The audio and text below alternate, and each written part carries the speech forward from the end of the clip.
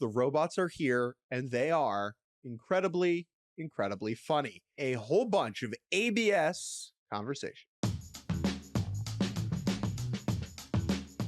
Hello and welcome to Baseball Barbacast, the only baseball podcast in the world brave enough to admit that it will never be as funny as the ABS challenge system. I'm Jake Mintz. That's Jordan Shusterman. The robots are here, and they are hilarious.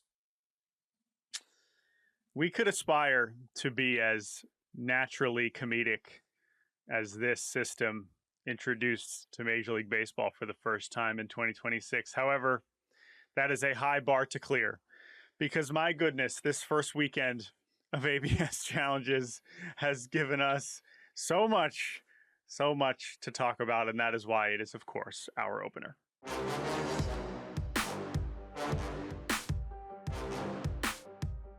The introduction of ABS was much ballyhooed for some time.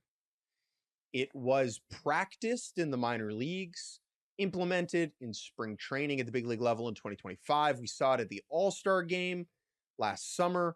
We saw it this spring training again, but nothing could have prepared us for what we saw this weekend, which was a waterfall, a cornucopia of challenges. We now have data. We now have examples. And it was just so funny, the whole thing.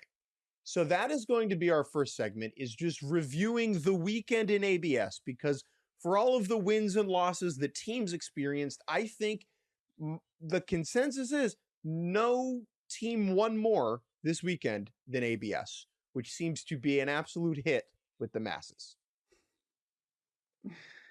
A year ago, our first weekend recap show was unfortunately centered on the silly bats. Oh my God, look at those bats. The Yankees are swinging. They scored 500 runs against the Brewers.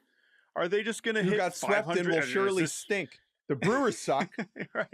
The Brewers suck, and Nestor Cortez and Anthony Volpe is going to win MVP. And we were like, what are these bats? We've never seen this before. We were not prepared for that because it was not something we were talking about. And then suddenly we were all talking about it. However, at the time, it was like, well, one, is this even important? Two, the novelty will surely wear off at some point. And three, it all felt like kind of a confluence of events with the Yankees involved and a record number of home runs where it was just kind of an eclipse of sorts where all these things came together and it was like, wow, that really forced us to put all of our attention into torpedo bats. And also they were called torpedo bats, so good branding. However, in some ways, this is an interesting contrast to this because we've been looking forward to ABS the whole time for years, in fact.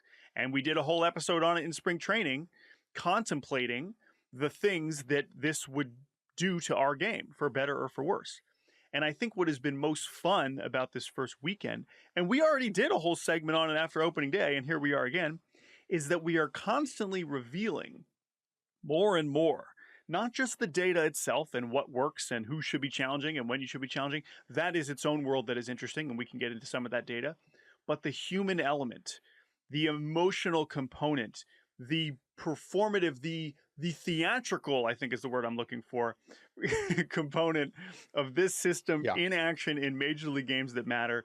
That is not something that I think we underrated or underprepared for, but we are constantly exploring and revealing more categories of it with every inning, with every challenge, with every game. Friend of the program, Clinton Yates, said to me, his take on ABS was, I don't like this because I like people. And I want to see people doing the things in our sport. And while I adore that man deeply, I disagreed with that point because I believed that the robots would reveal more things about people. And that is exactly what we saw over the weekend. That the introduction of ABS does not take the human element out of the game. In fact, it intensifies and amplifies the human element.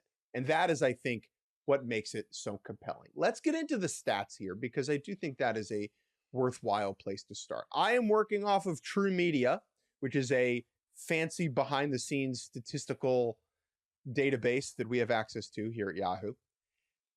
And that's just because we're not sure if all the stuff on MLB Savant or on Baseball Savant is updated right now. So I'm just going to go with this. We saw 175 total challenges so far over the first series of the year. The overall success rate is 53.7%. Hitters are hitting 42.3%. Pitchers are 2 for 5. 40%. Hitting 400. And catchers are 64.1%. So catchers are the stars of the opening weekend. And I would like to start there. This catcher success rate is higher, I believe, than the catcher success rate at the minor league level. And I know that this is a small sample and things will actualize and maybe that number will go down over time.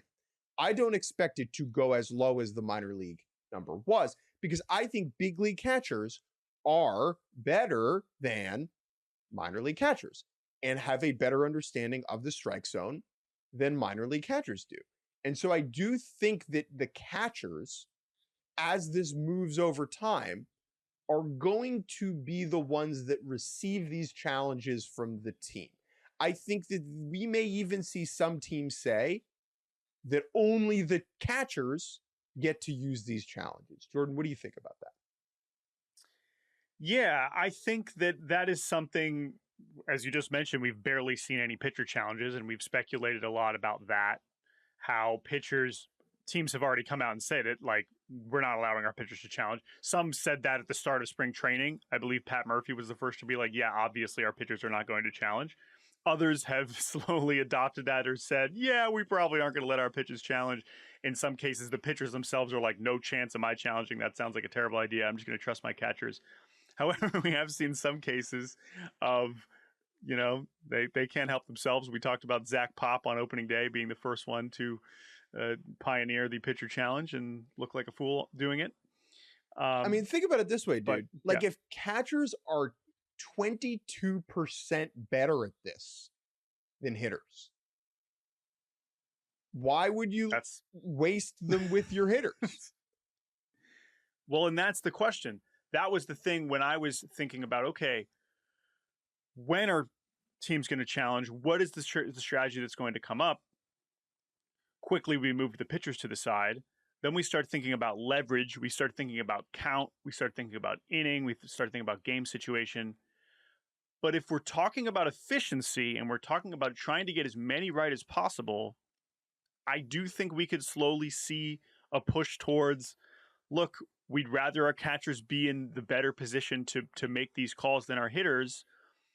I don't think it'll be completely eradicated because, again, the moments that we really think about ABS more so, I do think is still more on the hitter's behalf.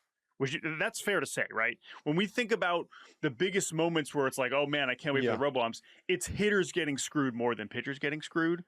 From a optics standpoint, from a fan sentiment, from a fan engagement, emotional reaction, it is more about hitters. So I don't think that eliminating that opportunity completely is smart, but it would not surprise me if the data tells you your hitters are more likely to be wrong than your catchers, and you think about over the course of a season, over the course of these games, and you're just trying to be as right as often as possible and flip as many as often as possible because you have limited number.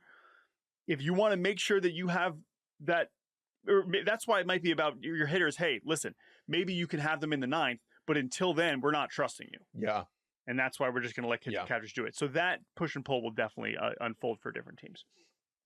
Let's move through some of the great moments in ABS from the weekend that was. I think the first ABS showcase moment, day, game was CB Buckner against the Cincinnati Reds. Now, when we previewed the season and talked about the 50 people most likely to influence this season, we put CB Buckner on the list. I did not think we were going to be correct immediately, and yet we most certainly were. Jordan, what happened with CB and the Reds?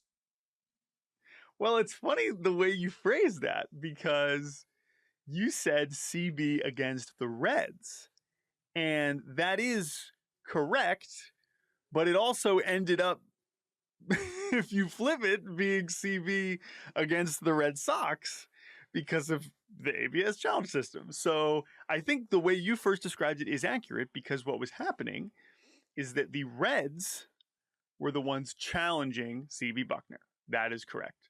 The most notable example being Eugenio Suarez, who challenged back-to-back strike three calls and was what would have been inning-ending strike three calls, and was correct both times. I don't believe he ended up getting a hit in that at bat, but what we did have is a consecutive sequence of what we've grown so used to watching in baseball over the years, an inning-ending strikeout, and before ABS, if it was a terrible call, you'd see the hitter say, damn it, throw his helmet down, what the hell, CB, and then you'd go to commercial, right? That's what we're used to.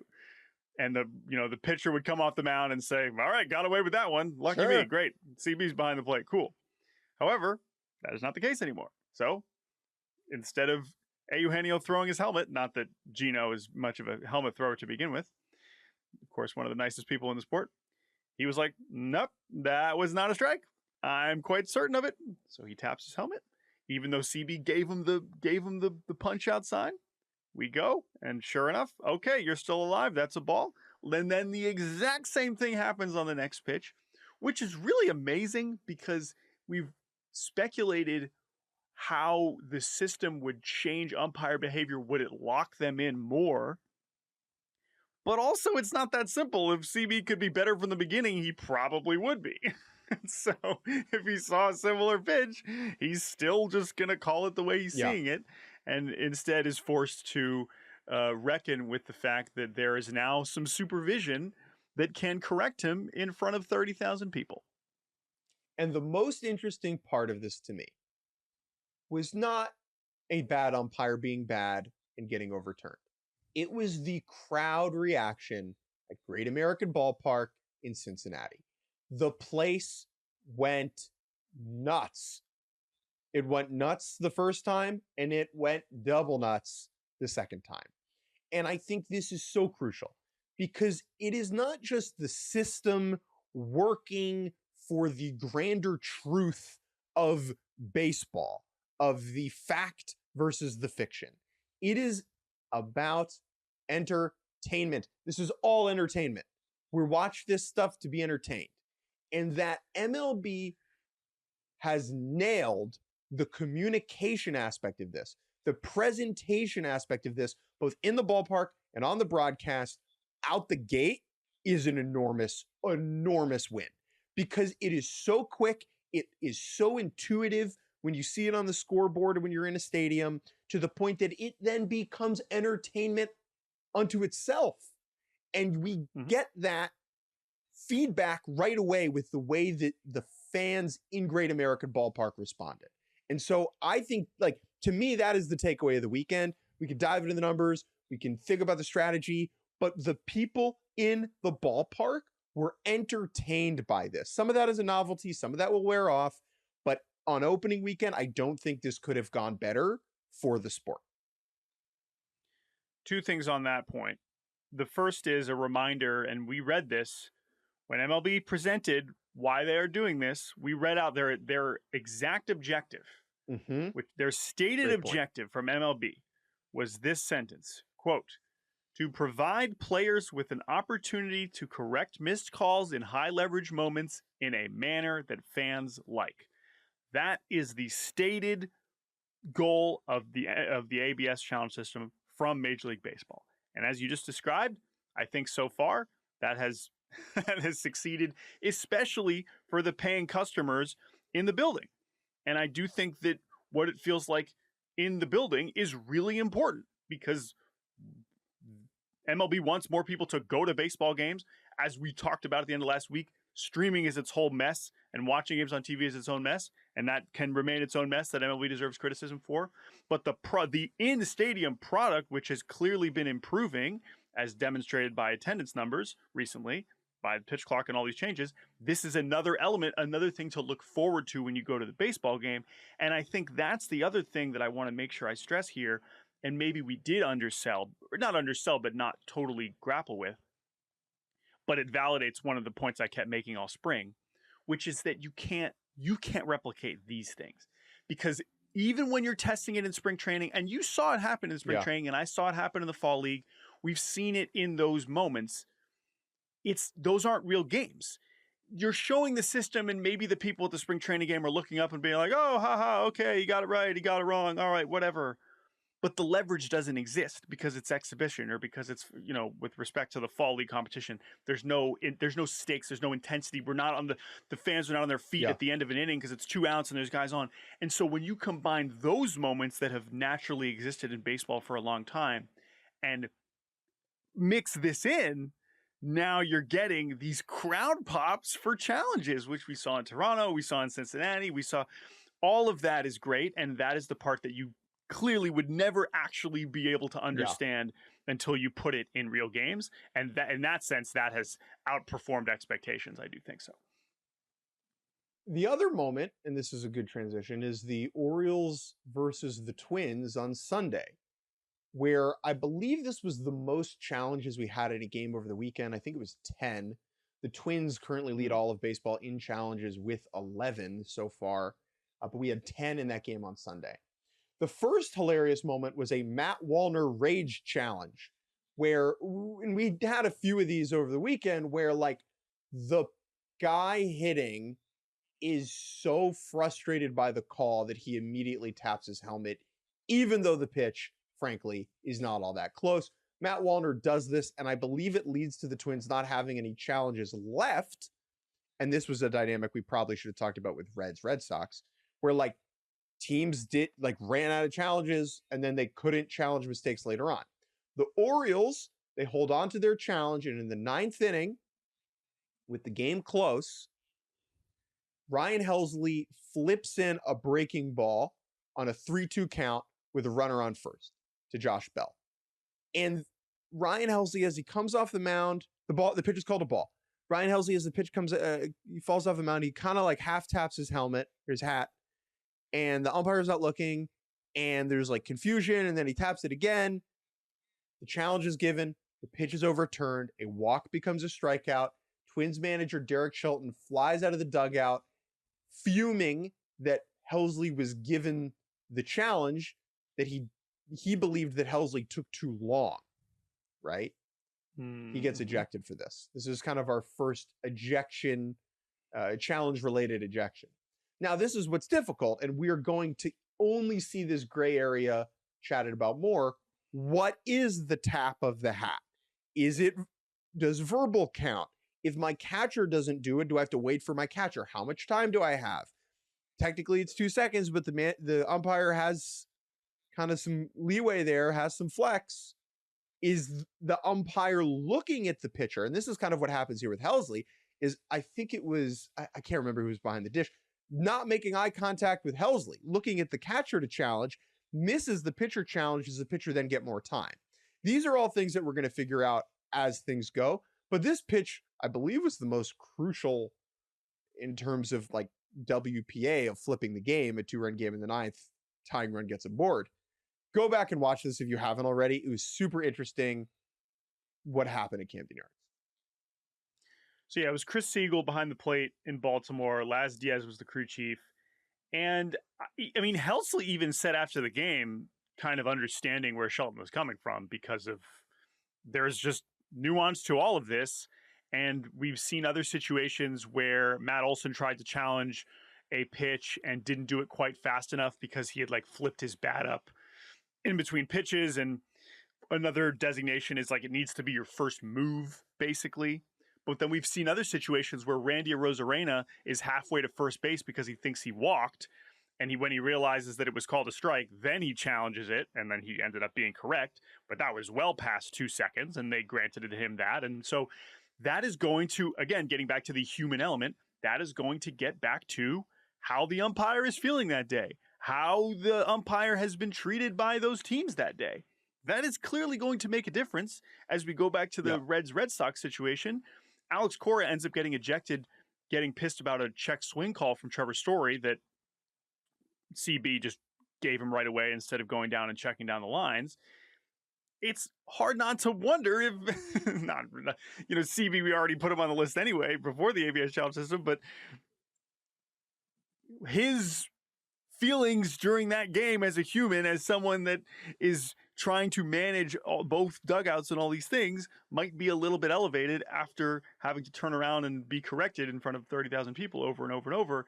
And he might be more willing to say, no, yeah, that's obviously a check swing, or that isn't a check swing, or other calls that you can have. And so it is going to be more than just the individual calls. It will maybe permeate throughout, and you have to hope that the umpires are kind of able to manage that to the best of their ability. Some are going to be better than that than others, and that's the other part of the data that's always fun. There are some, like Will Little, team, I think it was the Mariners and Guardians, 0 for 4. Sorry, no chance. Chad Fairchild or Chad Whitson, I think it was, whichever game he was in, teams went 7 for 7 against him, and CB one was 6 for 8. So you're going to see situations where guys get corrected over and over and over and over, and how that impacts how they are umpiring the rest of the game is something, frankly, I'm a little bit concerned about, but it is all still part of the entertainment, I think. And I think umps will adjust their zones slightly. Now, remember, umps are like known for having certain types of zones. Like, oh, his is a little bit wide. Oh, his is a little bit tall. I'm curious to see if those tendencies kind of get reined in a little bit as they get challenged and challenged and challenged and challenged. Two more things I'd like to do before we get out of here and take a break. One is I want to have a running contender for the worst challenge of the year. Now, defining the worst challenge of the year is really two things. It is the moment and it is the pitch. Okay? If we're talking like closest to the center of the zone, there were 3 challenges from the weekend: Matt Wallner, Nasim Nunez, Denzel Clark, all of which were like very clearly strikes, just bad challenges. But I would like to nominate, and we'll do this King of the Hill style, I would like to nominate Ronald Acuna Jr., who challenged the second pitch of the game on Saturday on a 1-0 count against Michael Wacha, a sinker that caught the outside edge. The ball was almost entirely inside the strike zone, and the Braves burned a challenge right out the gate. Ronald, you're a good player. Maybe not the time to do this. We will keep this moving. We will maybe do this once a week. If we have a terrible challenge contender, okay, we will bring it up against our current champion.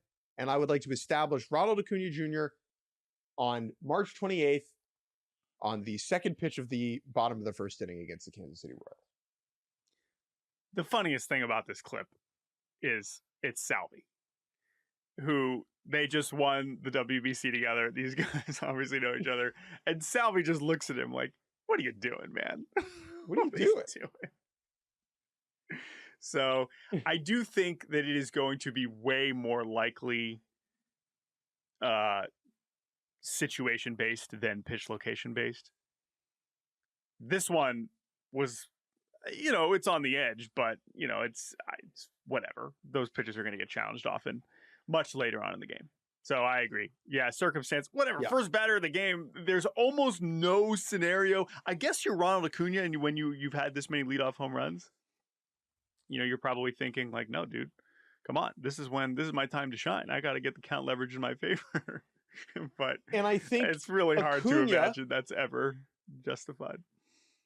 Acuna is a relevant character here as we move to our last topic, and that is the way, way, way too early challenge usage leaderboard. We're breaking this down by players. Mike Trout leads the league in challenges for hitters. He challenged 4 times over the weekend, going 3 for 4. Roman Anthony in second with 3. And then Acuna, Schwarber, Gino, Will Benson, Elliot Ramos, Matt Wallner, and Sal Frelick all are at 2 challenges. I am so interested in the fact that Trout is already at the top. Okay? Is he the best player in baseball anymore? No. But he has a lot of juice, and he's going to get to use a ton of these challenges. And hello, like justice for Ronald. Mike Trout also challenged in the second batter of the game, a 0-2 pitch from Tatsuya Imai, and he was wrong. And that was Tatsuya Imai's first career strikeout. And now the Angels are down a challenge 2 batters into the game. So you could argue that one too, especially in an 0-2 count in some respects. I know that that's like a strikeout versus you're still in the at-bat and it's 2-1 or whatever. But that is also not that far off of what Ronald did. Like I said, any batter challenging in the first inning, it's just hard to argue from a leverage standpoint that is going to make any sense. But yeah, it is cool to see Trout already. And he's also leading the league in walks, which I don't know how many of those challenges have contributed to that, but he's I'm not surprised. He's letting it rip. And then lastly, we need to talk about one Mr. Edgar Caro. Edgar Caro, the catcher for the Chicago White Sox, is leading baseball with 7 challenges already. No one else has more than 4. Now, Caro is 4 for 7 on his challenge attempts. And I am fascinated by this because Caro was the single worst framer in all of baseball last season. And I do not believe it is a coincidence that the worst framer in baseball has the most challenges already. Because Edgar Caro is not good at the physical part of catching a baseball and presenting it to the umpire. And if the umpire is going off of the catcher's frame, you would understand why the umpire would miss a lot of pitches with Caro behind the plate. Caro seems to have a decent understanding of the strike zone, even if he has a poor understanding of framing pitches. I love this dynamic. Like, is he going to be number 1 because he sucks at framing? Are we going to see more terrible framers get shoehorned behind the plate where they know the zone, but their hands suck, and so they end up just challenging all these pitches? Like, Caro to me is the wardrobe to Narnia for this thing going off of the rails a little bit. So keep an eye on him. I'm absolutely fascinated. Yeah, just catching, framing, who's good, who's bad. Where does Patrick Bailey, the other end of the spectrum, fit into this? I think we need a lot more data before we totally understand that stuff. But I do think that that flagging Caro this early on is certainly worthwhile. All right, let's take a break. When we return, there was a lot of baseball played. Some teams won all the games. Some teams lost all the games. We're going to start with those teams when we come back. And welcome back to Baseball Barbacast. Let's talk about the results and begin with the sweeps.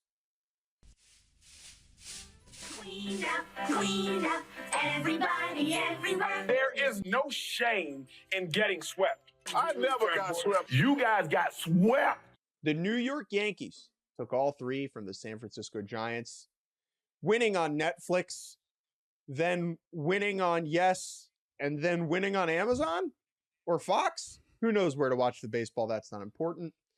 The San Francisco Giants scored 1 run over the course of these 3 games.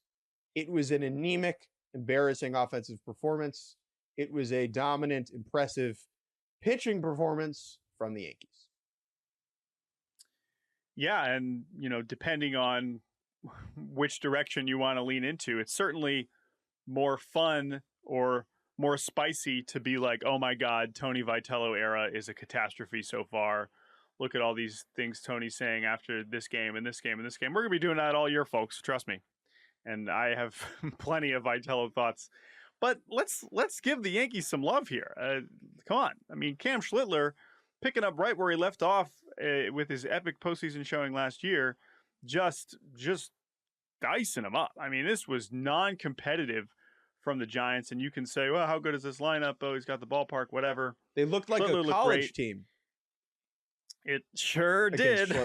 But normally, Tony's college teams score a lot more runs than 1 over the course of a weekend. I'll get back to Vitello in a second, but for the Yankees, it was what you wanted to see. I think how good the bullpen was in particular. Will Warren was just okay, but both the A-level guys like Bednar and Doval looks tremendous, but then also like Jake Bird is back and he looked good. Brent Hedrick is getting outs. Like they had anyone that kind of came to the mound for the Yankees pretty much got the job done. And then you get a couple Judge homers. The one on Saturday, why was Ryan Borucki pitching to him with 2 outs and nobody on? we'll again bring it back to Tony here in a second. But, you know, it was nice to see Judge get on the board there quickly after everyone was making fun of him on opening night and during the WBC. Aaron Judge now has 2 home runs because, of course, he does. Stanton also has a homer, which was cool to see as well. So it was a pretty just comprehensive, dominant performance from a Yankees team that is one of the best teams in baseball. So we shouldn't be that shocked there. The Yankees were not great at sweeping teams last year and finishing off sweeps. I think if you are someone like me who picked the Yankees to win the American League, you feel pretty good on Monday morning. Okay, let's talk about Tony Vitello, who made history over the winter by jumping from college ball to MLB from Tennessee to San Francisco. And this could go and could still go in many different directions. But what we did see over the opening weekend was Vitello struggling to contextualize losing 3 games in a row. He seemed to be pressing a little bit in that he claimed the guys were pressing a little bit. The correct answer to, hey, Tony, you got swept to open the season, the correct answer is probably, well, that's baseball. It's 162 games. But it's important to remember that the college season is what, Jordan, like 58, 65 games? 56 regular season. Yep. Okay. And so every win, every loss feels like you're sweeping or getting swept from an importance perspective. And so in Tony's mind, he just lost 9 games, right? And he will learn this over time as he does more managing at the big league level. But if you want to try and explain why the manager of the San Francisco Giants was not freaking out, but did appear to be somewhat more tense than the typical big league manager after just 3 losses, that is the reason why. I think it's important to clarify, his most dramatic answer came after the second loss. What he said Correct. after they got swept was actually a little bit more low-key. I think his actual managerial decisions in that third game were more curious. But this is obvious. This is going to happen for all the new managers because this is just how it works. If you're managing for the first time or you're a new guy in that seat, everyone's going to be looking at you and being like, what was he thinking there? What's going on there? Well, why did he have decision-making, yes, but the didn't he bring difference this guy in? between Tony and Craig Albernaz or, Mhm. you know, Skip Schumacher or whatever, Yep. is that Tony has not ridden the roller coaster of a big league season. Correct. That's absolutely true. But so yeah, his second, after the second loss, he's like, man, yeah, guys it's a little emotional. He blamed himself, being like, I fire and brimstone speech earlier in the week. I got him too fired up, and now we're pressing. And it's like, dude, take it easy. It's gonna be okay. You Big mentioned he's not used to it because of his college background. Quite literally, Tony Vitello was never swept at home once as the head coach of the University of Tennessee in 7 seasons, 8 seasons really, but 7 seasons of SEC play. So this is an entirely unfamiliar feeling, and that is going to happen at many junctures along the way this year, where, as you mentioned, you just don't. It's not a roller coaster. It is a roller coaster, but it isn't, because you need to just realize that it is a really, really long season and you're not actually going up and down. And those cliches, we can roll our eyes at all the time. But then when you see it in action, you're like, oh, right, that's why that's a cliche, because it's really true. And you do kind of just got to chill and just take it easy. Yeah. And while I do appreciate Tony's authenticity, it's so refreshing, and his willingness to just be like, this is how I feel. And this is how he felt after the second game. That transparency and honesty is refreshing for us, but for the purpose of the job and for keeping things steady as the unofficial spokesperson of the baseball team, that is the part of his job that is just so different now, and the part that he's going to have to figure out how to manage. It doesn't mean I want Tony Vitello to suddenly become boring, and I don't think that's ever really going to happen. Sure. But for his own sake, we're going to have to kind of keep it a little bit more even keeled. Yeah. And you can't judge him, obviously, after 3 games. Whether or not he works out there, whether or not this experiment goes well, is going to rely on how Tony Vitello acclimates to being a big league manager. Let's talk in June and hope that he does not do anything disqualifying until then. I don't think he will. But this is a sign that the acclimation process is going to need to happen, right? Yeah. That is my biggest takeaway from this. Just one hilarious other note about this. The Tennessee Volunteers got swept over the weekend, Tony's old club, against Vanderbilt, losing all 3 games on walk-offs. So not just all 3 games on walk-offs. 10th inning walk-off on Friday, 16 innings. They oh my God, was that game just brutal. 16 innings on Saturday. And then yesterday, a walk-off grand slam up by 3 is how they managed to lose on Sunday. So who had a worse weekend? To 15, right? On Sunday? I think, 16, 15, 15 to 14. So who had a worse weekend? The Giants scoring 1 run and everyone making fun of them? Or the Vols losing 3 times by walk-off against their rival? Now, that was on the road, obviously, but anyway. The Giants, tough because they have so many more games left. Let's stay in the NL West and move out to LA, where the Dodgers began their three-peat quest in dominant fashion, sweeping the Arizona Diamondbacks. Game 1, Yamamoto was just okay, but the Dodgers scored enough runs. Game 2, Freeland and Mookie go yard. They win by 1. We get the first Edwin Díaz save at Dodger Stadium with a live trumpet. Game 3, both Eduardo Rodriguez and Tyler Glasnow were good. Will Smith hits a go-ahead 2-run home run on his own bobblehead night and birthday, because of course he does. And the Dodgers win 3-2. This team's still inevitable. It was not just that they swept, it was how they swept. Those wins on Saturday and Sunday are styles of games that we have seen for years now for the Dodgers during the regular season. And they are still the Dodgers. They are very much still the Dodgers. Yeah, they were down by multiple runs. They were down 2-0 in all 3 of these games, I think. Down 4-0 in one of those games. And it did not matter because this is what I think they were down 2-0 in all 3 games. And they came back. Shocking. It's not hard for the Dodgers to score 2 runs. So here they go. 3-0. Nice little start for them. They What did you think about Guardians, I believe, this week. Yeah. What did you think about the Edwin Díaz trumpet situation? I mean,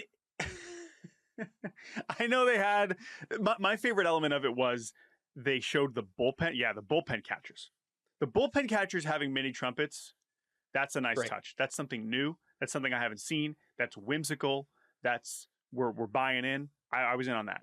And the live trumpeter, she's good. Whatever. It's of course it's not the same. It's it's still cool. It's fine. But I'm not a Mets fan. I'm not like personally affronted and be like, this is how could they try and rip off? Like, no, it's his thing and it was great. It's fine. It didn't feel as cool as it normally was, but that's really anything is going to slowly, the novelty is going to wear off. I liked the live trumpet for the first one, and I think it sounds worse than the recording. That is not the trumpeter's fault. Baseball stadiums are not acoustic She's doing her job. utopias. Yeah. Like, it's difficult to pull that off. I think they should go with the recording moving forward. Speaking of moving forward, the Toronto Blue Jays moved forward over the weekend, sweeping the A's to win games 8, 9, and 10 of the World Series. That's what it felt like.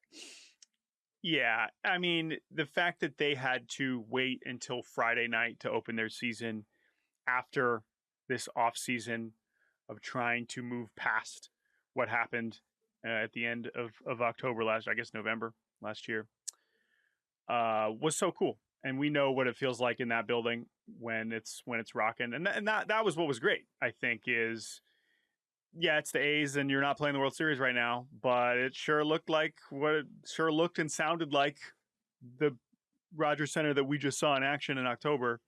And that's kind of the energy that the Blue Jays have now. And the coolest part about the weekend is the new guys were doing cool stuff, right? You had Jesus Sanchez hitting his first home run. You had Dylan Cease just dominating with a kind of a new pitch mix that we hadn't really seen from him. We saw Okamoto getting his first hit, first homer. So it's just a great blend of the guys you're used to doing cool stuff. Ernie with the walk-off hit and extras. on Saturday. You got, of course, Gosman was fantastic, and Springer with the leadoff homer. So you've got the familiar stuff, and then you have Andres Gimenez playing an awesome shortstop. You know, again, we'll talk about Bo Bichette a little bit later. This is not to say that they all like, oh, I'm glad he's gone. No, they'll miss Bo too. But defensively, I mean, this is going to be quite the upgrade for Toronto to have Gimenez at shortstop, and he had some fantastic plays over the weekend. And they were already a sensational defensive team, and now they're upgrading the most important defensive position on the diamond. That is a very, very big deal. The one other thing from this series, Jordan, Steve Kerr's letter to John Schneider. Did you see this? Steve Kerr, the skipper of the Golden State Warriors, just writing a cold letter to John Schneider to say, you did great last October. My favorite part of this was the way he started it. Dear John, I don't know you. Can you imagine if Steve Kerr just ended it there? But then still signed it Steve Kerr. Yeah. I don't know you. To be clear, this is some great reporting from Mitch Bannon, friend of the show. This was sent this was sent like right after the World Series, and John Schneider only just got it because he just got back to Toronto. So this is not like a recent letter. This was something that was written in the hours or days after the Blue Jays lost Game 7. And Steve Kerr, a coaching icon of just in the profession, decided to reach out and be like, hey, this sucks, but guess what? You look like you're pretty good at your job, and I respect and admire that. And if you're John Schneider, that is a pretty cool person to get that letter from. And honestly, as John sort of mentioned in his story, in some ways even better to read that now or recently than when you're still processing it in the immediacy. So that was just an awesome reporting from Mitch and a really cool story.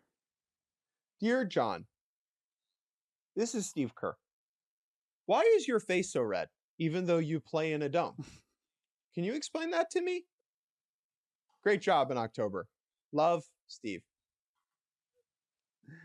We literally have the picture of the letter, so I don't know if there was anything else on the back that had maybe some like tips about certain things, but sunscreen. A lot of other jokes I could make, but a lot of other jokes I could make, but I'm not gonna do that. Okay, we have 2 more sweeps.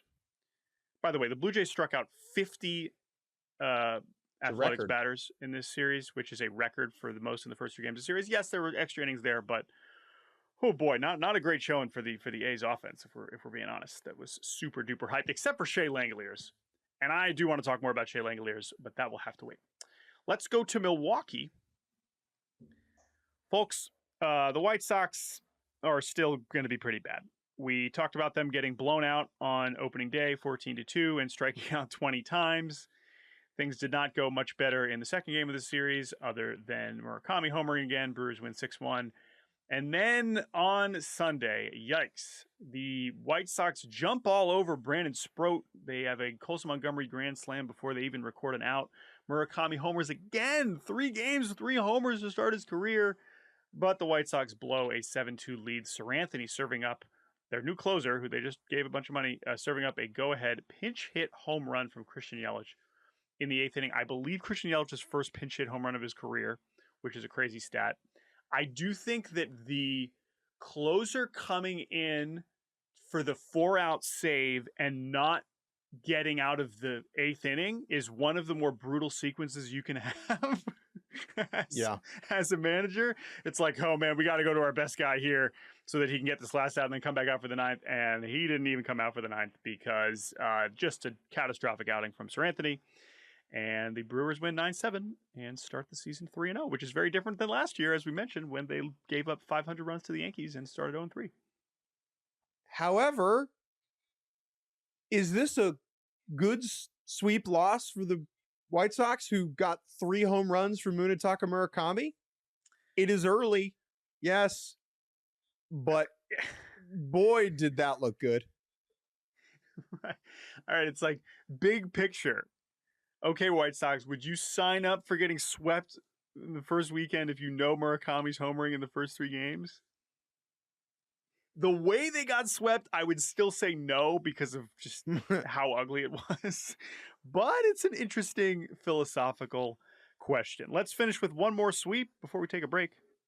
and that is the Fightin' Fish of Miami, whose hat I am rocking today. However, the more modern Marlins hat that I am wearing today is not the jerseys, the hat, the logo that they were rocking on Sunday when the teal fish, oh my goodness, this is what they're doing. They're rocking the teal on Sundays, and it looks like a great decision as Owen Casey hits a walk-off 2-run homer down by 1 with 2 outs in the bottom of the 9th to win the 3rd consecutive 1-run game to open the season against the Rockies, sweeping the Rockies with only a -3 run differential, but 0-3 nevertheless.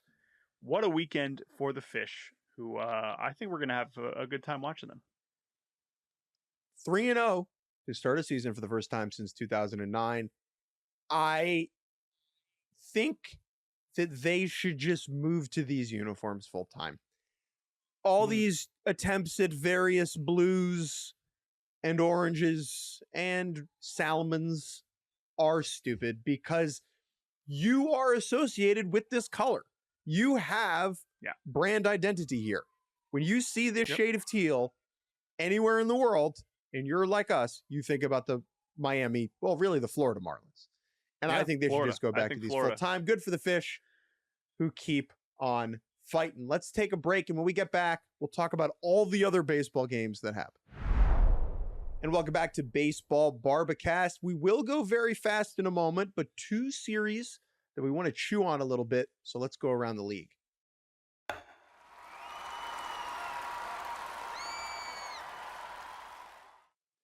The Guardians and the Mariners splitting a 4-game set in Seattle. We'll get into those specific contests in a second. But first, I'd like to read the home run leaderboard currently in Major League Baseball. With 8, the Angels. Sure. With 7, the Mariners. Great. The White Sox and Nats have 6. The Dodgers, Rangers, Braves, Cubs, and Cardinals have 5. The Brewers, Blue Jays, A's, Pirates, and Guardians rookie outfielder Chase DeLauter have 4. 4 teams have 3. 6 teams have 2. 5 teams have 1, and the Giants don't have any. Chase DeLauter with more home runs than half the league's teams. What a frickin' thing, man. We talked about his 2-homer game on opening day, and that was plenty. You know, Dianu. Yeah, I was good there. We could have just been like, Chase DeLauter, well done. You have caught our attention. We will now take you very seriously as the Guardians 2-hitter. And he was like, I got 1 more in me. I got 2 more in me as he homers on Friday, and then he homers again on Saturday. The home run that he hit on Saturday was, as I tweeted, simply preposterous. This was a preposterous swing. This was a preposterous at bat, honestly. He had struck out 3 times in the game going into this extra inning plate appearance against Andres Munoz, one of the best closers in baseball. And he gets a 2-strike, I think it was a 2-2 fastball up and away that put any other player, let alone rookie, and that's just the pitch you're trying to foul off and hope that maybe Munoz will walk you, or hope that you can put a few more pitches on him and extend it.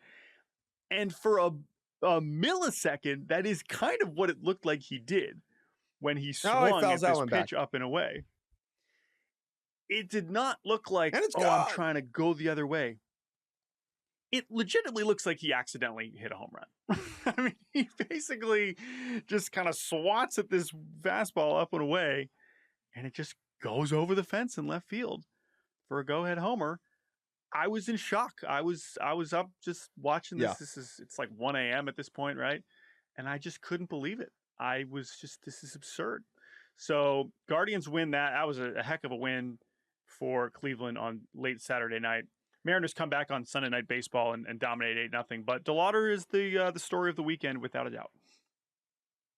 It is also somewhat telling that DeLauter has 4 home runs and the Cleveland Guardians have, as a team, 4 home runs. He has all the home runs. That is why this series was a split and little more.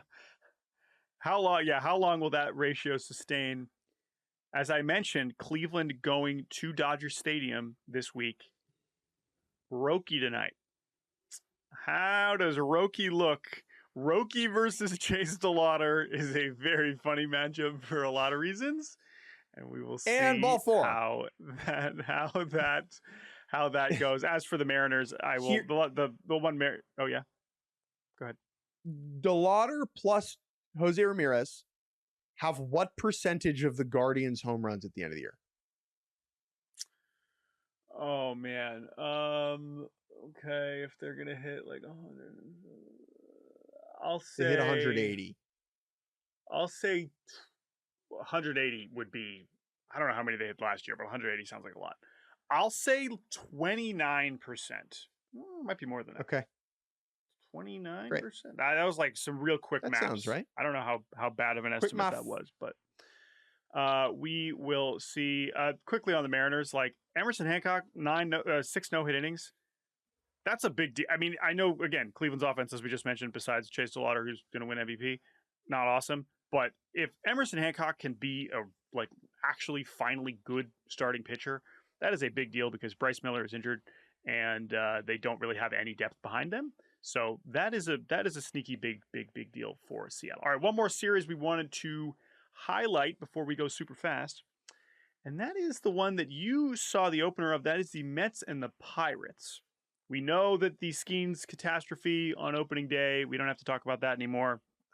However, the woes continued for Pittsburgh in the second game of this series as a nail biter, 0 runs for either team in regulation. This kind of felt like the game that the Pirates are going to win, right? This is the recipe for the Pirates, even if they've improved their offense a little bit, is to keep it close and then maybe score on the road in extras. And that is what happened in this game. However, it did not end in a good way for them, as Luis Robert Jr. hits a walk-off home run to win 4-2 in extras in 11 innings to give Luis Robert his first kind of signature moment as a New York Met. Pirates come back and win the game on Sunday. Brandon Lau, his 3rd home run as a Bucco. Neither of these teams played well over the weekend. This was bad baseball, frankly. Yeah. Spring training mode, still engaged. Neither the Mets nor the Pirates really deserved to win game 2 or game 3, so I'm happy that they split them. We had a bang play at home plate in the Sunday game for the Mets, where someone was thrown at home plate in the 10th inning, yada, yada, yada. The most interesting takeaway from this series is that Bo Bichette has been terrible. Now, it is just 3 games, so who cares? But Bo heard the Bo Birds, wink, the Boo Birds on Sunday from the Mets fans, and I need to give Bo Bichette some credit, okay? Getting booed in your 3rd game with a new franchise cannot feel good. And I don't think you can handle this from a PR perspective any better than Bo did. He said, quote, "If anything, I thought it took too long. I get it. I thought my at-bats were terrible too." He said it with a, very likable grin on his face in a way where it was clear that he was aware that he had been bad and also was aware that it wasn't that big of a deal. There is a way to answer this question where it becomes like an exhausting problem for you over a 2-week span in New York, where the media cycle gobbles you up. This was the opposite of that. Can this guy play in the Big Apple? Conversations are usually silly. The way that Bo responded to this made me feel incrementally better about how things will play out for him with the Mets, which is maybe silly, but whatever. Yeah, I think it bought him some leeway. I don't think, but it's still whatever. If he sucks for another week and he's still batting 3rd, like, people are still going to be pissed. So, I mean, this is well done. I agree. He handled it as well as he could. And I don't think Bo Bichette is suddenly bad now because he went 1 for 14 with 8 strikeouts. But, he's still, when you're the guy making whatever he's making, then yeah, people are going to care. So, but I agree. He crushed it. Well done. Good job, PR, for Bo Bichette. Very, very impressive stuff. Which is also refreshing. I guess maybe that was the best part. It was like the Mets, even in this new era, have still found so many ways to bungle PR, whether it's their own players, whether it's their own manager, whether it's front office GM. Like, Sure. this is just constantly, we're talking about things that a Met shouldn't have said, or this, and instead Bo Bichette, he's like, well, I got this thing covered. I got this part under control. I think he gets bonus points for that. I thought that was very well done. All right, Jake, we have 8 more series and not a lot of time. It's time to go fast. Faster than fast, quicker than quick. I am lightning. I feel the need for speed. It's turbo time. Tigers take 2 out of 3 over the Padres in San Diego. We had Kevin McGonigal, the rookie, 4 hits in game 1. He has a huge big hit in game 2 after getting a home run robbed by Jackson Merrill. Tigers take that one, but the Padres avoid the sweep with 6 scoreless innings from Randy Vasquez, one of our favorites, the man who hates a strikeout and loves a strike, not a walk, is throwing harder and his stuff is better. 6 scoreless, 8 strikeouts from Randy Vasquez. Clap it up for Randy. Randy Vasquez last year, 78 strikeouts in 133 innings. So for him to start off this season with this kind of gem, what Craig Stammen, I think, was saying, his best outing as a Padre in his 3rd season was fantastic. We love Randy Vasquez. Let's go to Cincinnati. As we mentioned, CB Buckner was the star in game 2 here. However, the Reds, after getting shut out on opening day, come back with a pair of close victories in 2 and 3. We've got the Dane Myers walk-off single in that second game in the 11th, and then Gino with the big go-ahead homer in game 3 after a solid Rhett Lauder start. So not the best showing for the Boston offense. I think regardless of all the ABS drama, I think that is certainly a takeaway so far for the Red Sox, who dropped the series to the Reds. Angels and Astros played 4 games at Daikin Park in Houston, and my takeaway is that both of these teams are going to stink. One of the preseason coat hooks that I had was that the Astros were going to be bad, that they were going to finish under 500. And even though they split the series, Jordan, I got to be honest, I feel pretty good about that take because they did not look crisp. Angels take the first 2 in the series. The Astros win the last 2, but both of those were just slop fests.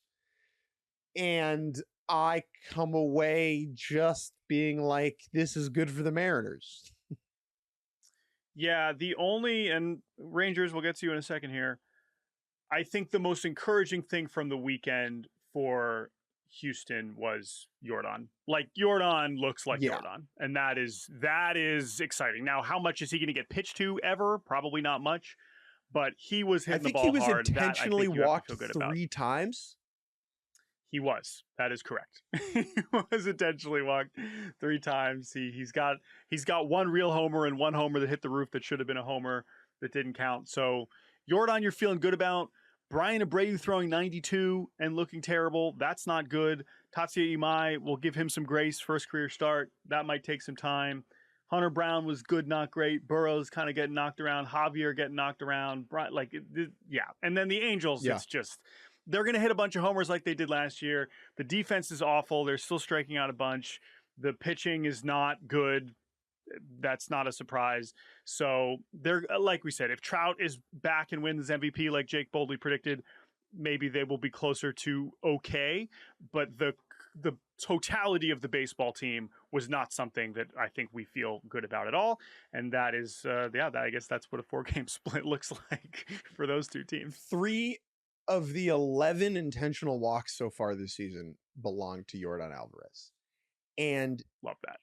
What's important about him as a character is that he appears dangerous. When he's on, no hitter in the league is like more dangerous, more imposing, more fearsome. And that he has enough of that aura immediately to convince the Angels to intentionally walk him 3 times is telling to me. It's not just when he's on, like his inbox presence. I don't really know. Yeah, of course, Ohtani and Judge, whatever. When he's in there and he just roped the ball the at-bat before, and he's got that like twitch. He's got like his like his butt, like his hips kind of like turn a little bit, and he's just like ready You're to like, this uncoil. guy's going to hit 1,000 for the rest of his life. This guy is horrifying, and that is a compliment in the highest of senses. He is amazing. I'm so glad he's back. Like, his at-bats are must watch, but if he's intentionally walked every time, they are going to become not as interesting. All right, let's go to the Cubs, where former Astro Alex Bregman logged his first 2. Remember when he was on the Astros? That was a couple teams ago now. Alex Bregman 2-homer game in the series finale here. Not enough, as the Washington Nationals take this first series here in Chicago. And I do think it is impressive, and you got to give them credit, because coming into the season, we had these 3 teams at the bottom that there was no doubt. I guess the Angels were sort of part of this conversation, but if you look at preseason power rankings, what you're going to see are the Nationals, White Sox, Rockies at the bottom. And the White Sox and Rockies got swept in sort of embarrassing fashion, slightly different ways. And the Nationals went into Wrigley Field and won 2 of 3 baseball games. Yeah. And the wind played a factor, and there was some goofy stuff going on. But I don't know, they found a way to win a series, and I'll give them credit for that. It doesn't change that I think they're still going to finish in last place, but I thought it was good. It was good for them. I mean, they have the best player in the world. That certainly helped. One of, Joey Wiemer. DeLauter. Yeah, he's right there. Joey Wiemer. Joey Wiemer reaches base in his first 6 plate appearances with the team, the first player in franchise history to do so. First player in Nats Expos history to hit to hit homers in each of his first 2 games. He was 8. First 8 plate appearances you reach base? Yeah, he's still got the 1,000 OBP with 8 plate appearances. Wow. So yeah. He walked into Chicago and put ketchup on his Wiemer, and everyone was mad. Nailed it. I have nothing to add to that. That is a great line. Cubs, you're going to be just fine. All right, let's go back to Baltimore, where the Orioles did win this series. The Twins taking the second game, as the Orioles offense just did not show up at all against Taj Bradley and the anonymous Twins bullpen. But the Orioles come back from a 4-0 deficit in the series finale, with the ABS drama included. And Ryan Helsley, he's going to get a lot of saves this year. That was something I already believed coming into the season, but I certainly believe it after this first weekend. The Orioles are going to be pretty good. They need to figure out their bullpen mix, who they trust late in games, who they don't. Anthony Nunez is a fascinating character who we will spend more time on at a podcast in the future. I think he's going to end up getting some high leverage opportunities. I also think we haven't talked about the Shane Baz extension, which happened since we last recorded. I went to that press conference on Saturday. This is just notable because the Orioles are doing all of the things that we were critiquing them for not doing, signing big free agents, extending their players, renovating their stadium. It was interesting to sit in the room as Shane Baz got his extension and watch Adley Rutschman and Gunnar Henderson and all the other Orioles who were in the room, but particularly Gunnar and Adley, watching an Oriole sign an extension, right? It's like, that's the big one. Shane Baz is good to have around, especially if you believe that he's going to be better than he's been. But the future of this organization rests upon the ability to keep those guys around. I am a little skeptical because Gunnar is represented by Boris, but we will see. Rangers taking 2 out of 3 over the Phillies in Philadelphia. Phillies taking game 1. Christopher Sanchez, wonderful across 6 innings. Jacob deGrom scratched with neck stiffness before game 2, but Jacob Latz fills in admirably, and the Rangers win 5-4 in 10. Mackenzie Gore better than Jesus Luzardo in the finale, and the Rangers take this series. Yeah, no, it was a pretty impressive showing. The DeGrom news sounds like not a big deal, so let's really hope that that's the case. The fact that he was the only the only Rangers pitcher to not go on the IL last season is still one of the goofiest fun facts that we've had in a while. So let's hope that this is a minor thing and he can get back to pitching well, because that is their path to being solid. And if we do believe that the Astros and Angels are, and certainly A's or maybe behind schedule, there could be an opportunity for the Rangers to be relevant in this division, especially like Jake Berger getting on the board too That's really important to have him be an actual part of that offense. Nimmo getting his first homer, Kutch getting his first homer with the Rangers. So some signs of life after getting dominated by Christopher Sanchez. Signs of life from the Rangers offense in those 2 games. Certainly a good sign. 2 more series. We go to Atlanta, where the Braves taking 2 out of 3 over the Royals after they won the opening day game on Friday behind a great Chris Sale start. Saturday was, oh boy, this was one of the lower points of the weekend in terms of just process and results and just sequences, at least for the Kansas City side. That's Carlos Estevez, their closer, who has very notably been throwing much slower for the entirety of spring training and the WBC, both before he left and at the WBC. And then when he came back, the guy who's normally 95, 96 has been throwing 90, 91. And he came in with a 2-run lead on Saturday night. And you were just like, well, if he's throwing 90-91, that's not going to be good enough. That's exactly what happens. The Braves just completely put together a rally fairly quickly, and Dom Smith hits a walk-off grand slam to win 6-2. Yeah. Awesome moment for Dom Smith, who I believe lost his mom to cancer just a few weeks ago. So Dom's one of the best in the biz. So awesome to see him just like still around, getting big league jobs and finding a role on this Braves team that could use some help on offense in terms of the bottom of the lineup with Profar being out and some of the other issues that they have. So really cool to see for Dom Smith, and clearly Estevez is not right. He also took a comebacker off the ankle in that inning. So I don't know how much we're going to see him recently, but they do, or in the near future, but they still have Lucas Erceg. So that is good for them, and Lucas Erceg closed out the Royals' first win of the season on Sunday. The Braves had a tough day at the plate from a BABIP perspective, a couple deep flyouts for them. Carter Jensen hits his first homer as the Braves do not sweep. And Michael and Ronald Acuna Jr., I'm sure, enjoyed a nice post-game meal, as they are cousins and WBC champions. Cardinals taking 2 out of 3 over the Rays in St. Louis. This series was just completely off the rails. What a perfect introduction to the Ryan Stanek experience, both in game 1 and in game 2 for the St. Louis faithful. The Cardinals win both of those games. JJ Weatherholt walk-off 2 RBI single in the bottom of the 10th. Like, we've gotten to know JJ a little bit, dude, over the last couple of years, and I could not be happier for him. What a good dude. He is a special player and exactly the type of person that you want to, build your franchise around. So for him to get on the board like this and be a story out of the gate is very, very cool. A lot of, MLB history fun facts that happened over the weekend. I'll do this one, and then you could finish with this this Rays fact that you tweeted last night. I believe JJ is the first player ever to homer in his first game and have a walk-off in his second game. So there you go. Pretty decent start to his career for JJ Weatherholt. But Cardinals pitching, nah, I'm not so sure about that. And they allowed how many hits to the Tampa Bay Rays over the weekend? Jordan and I are both married, but we appreciate singles nonetheless. The Tampa Bay Rays hit 35 singles over the weekend. 35 singles over their first 3 games. That is the most singles in a team's first 3 games since the 1952 Dodgers hit 38 across their first 3. Let me say that again. No team has ever hit this many singles to start a season since the literal Brooklyn Dodgers. Okay? Eisenhower was president, and here's Chandler Simpson beating out ground balls. I think the funniest part is whenever the Rays do anything weird, it's like they're onto something. This is their brilliant next level genius progressive strategy. And to think that the Rays spent the whole offseason being like, okay, how are we going to get back into the mix?